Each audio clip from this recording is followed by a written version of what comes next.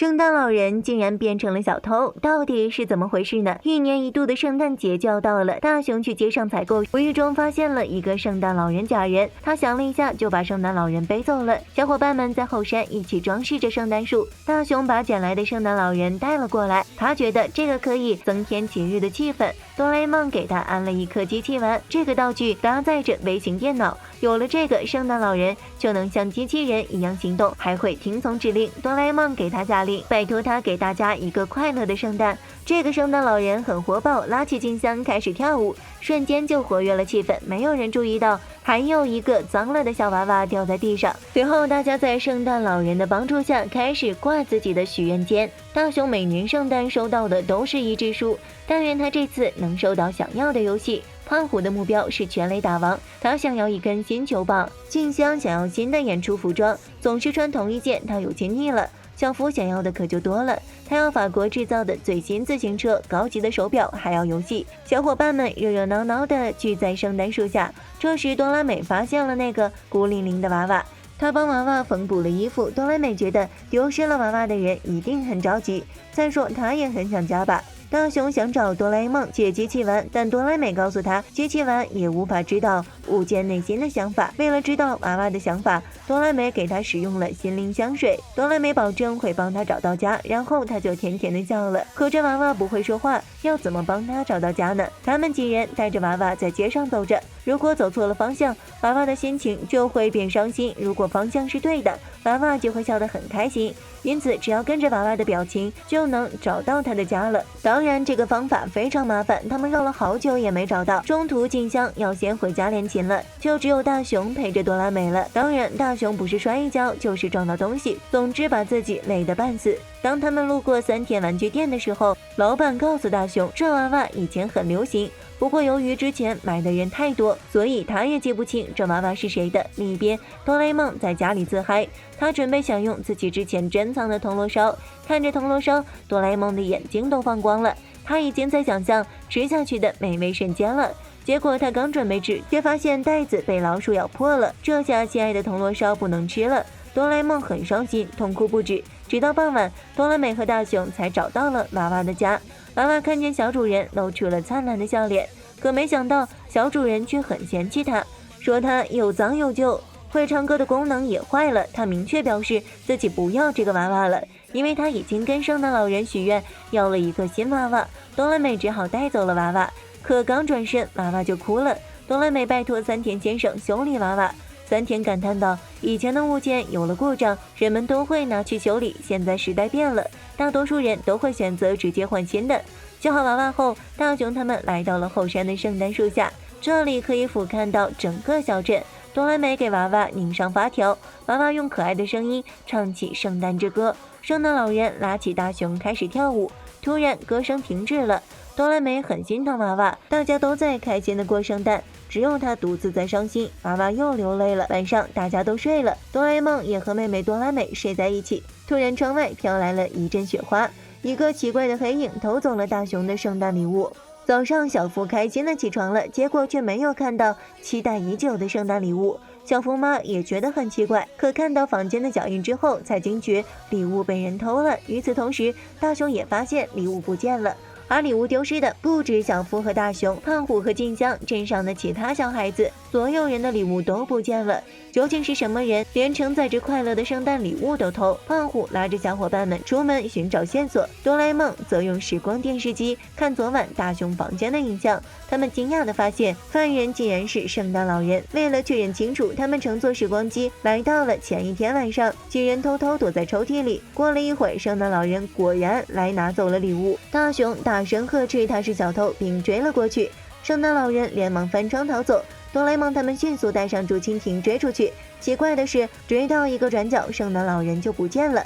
原来他是蜷缩在墙角躲了起来。很快哆啦美就发现了他。圣诞老人起身继续逃窜，他的身手看起来像是玩过刺客信条，飞檐走壁，身手敏捷。后来还窜上了一辆卡车，圣诞老人没有坐在雪橇里，而是站在卡车货箱上，这画面太美。大雄追着追着都不禁笑出了声。就在哆啦 A 梦卯足了力气快要追到圣诞老人时，对方向他扔了白胡子。大雄想起自己捡到的那个圣诞老人的胡子也可以拿下来，他推测圣诞老人是逃往后山去了。他们转头来到后山，果然是他。大家围住圣诞老人，质问他为什么要偷礼物。结果圣诞老人指了指哆啦 A 梦，说是他的命令。哆啦 A 梦回想了一下，自己只是拜托他让大家过个快乐的圣诞而已。随后圣诞老人又从哆啦美口袋里拿出那个娃娃。大雄想起昨晚哆啦美哭着感慨只有这个娃娃过着伤心的圣诞，大家这才明白过来，原来圣诞老人是意识到大家有了新礼物就不会珍惜旧的了，所以才想把新礼物都偷走，不让旧礼物伤心。哆啦美想，要是大家在得到新礼物之后还会珍惜旧物就好了。哆啦 A 梦想到了一个好办法，他拿出了一瓶回忆香水，这个道具能将物件的回忆传达到主人那里。哆啦 A 梦用口袋里的铜锣烧试了试，自己曾经买铜锣烧的过程和宝贝铜锣烧的样子都一一浮现，他顿时觉得很抱歉，自己竟然想要扔掉这只铜锣烧。啊呜！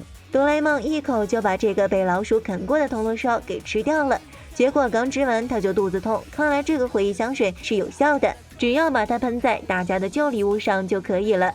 但哆啦 A 梦提醒他们，如果收到礼物的人当时没有萌生喜悦的心情，结果也是一样不会珍惜的。大雄和哆啦美选择相信大家，于是他们拿出驯鹿火箭，又用换衣服照相机打扮成圣诞老人，带着礼物出发了。他们把大家的礼物还了回去，同时给旧玩具喷上回忆香水。半梦半醒的孩子们都回忆起了之前收到礼物的喜悦。胖虎就比较与众不同了，他的球棒上大部分都是邹大雄的回忆，而小夫的回忆很让哆啦 A 梦心塞。他骑自行车的时候嘲笑哆啦 A 梦腿短，这让哆啦 A 梦又气愤又难受。腿短也确实是哆啦 A 梦在意的点。静香在想起了自己以前穿礼服演奏的时候，露出了非常可爱的表情。经过一夜的奔波，他们终于来到了最后一个小朋友家，就是那个娃娃的小主人。女孩想起那个娃娃名叫小珍，自从她有了小珍以后，就能自己一个人睡觉了，因为每晚小珍都会跟她睡在一起。她跟小珍一起过家家，一起玩耍，曾经他们是最要好的朋友。无论她遇见了多么伤心的事，只要听见小珍的声音，烦恼就会烟消云散。想着想着，女孩哭了。这时不远处传来了小珍的歌声，女孩下床寻找，小珍就在她的房间里哭着唱歌。小女孩又开心又内疚，她抱起小珍，哭着道歉，说自己绝对不会再丢掉她了。屋顶上暗中观察的几人看到这圆满的结局，心满意足的笑了。第二天，小伙伴们又聚在一起，讨论着他们的圣诞礼物。胖虎说他的旧球棒陪伴了他成长，他会一直用旧球棒练习，直到用断为止。小夫也会视情况来看，换着其他的每辆自行车。静香的旧礼服会在平时出门时当做漂亮的裙子来穿，大家都学会了珍惜旧物。而大雄就比较惨了，他收到的是新版本的国语版益智书。至于那个可爱的圣诞老人，他去三田先生的玩具店打工了。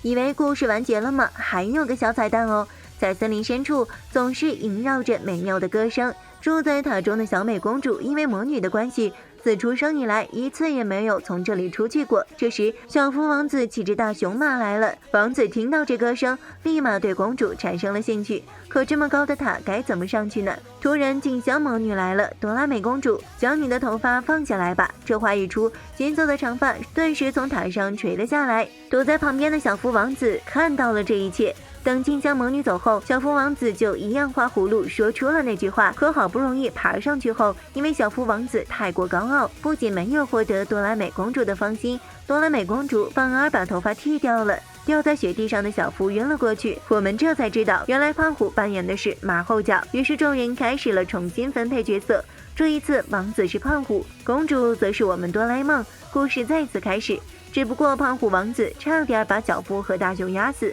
哆啦 A 梦把头发放下来后，因为胖虎的体重，哆啦 A 梦差点摔下去，最后果然没坚持住，假发掉了，胖虎足。再次分配角色，终于到了大雄王子和静香公主，前面的进度都没问题，大雄安然地爬上了高塔。可谁知道静香公主竟然在洗澡，于是大雄王子也掉了下去。原来剧本被小福和胖虎偷偷改变了，最后胖虎提议让他来当公主，这画面光想想就觉得要命。好了，本期问题，你们收到过什么圣诞礼物吗？